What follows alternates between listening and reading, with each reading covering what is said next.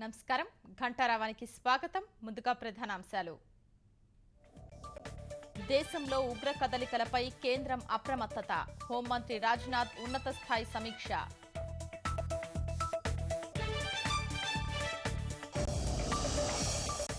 మహాశివరాత్రి వేళ దేశమంతటా ఆధ్యాత్మిక శోభ మహేశ్వరుడి క్షేత్రాలకు తరలి వచ్చిన జనసందోహం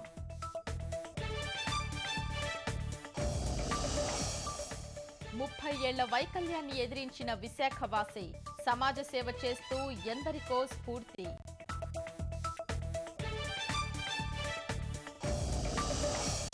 కాకినాడ పుస్తక మహోత్సవానికి విశేష స్పందన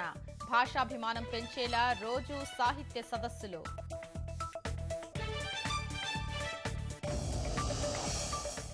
ధర్మశాల మైదానంలో భద్రతా ఏర్పాట్ల పరిశీలన పాకిస్తాన్ నుంచి వచ్చిన ద్విసభ్య బృందం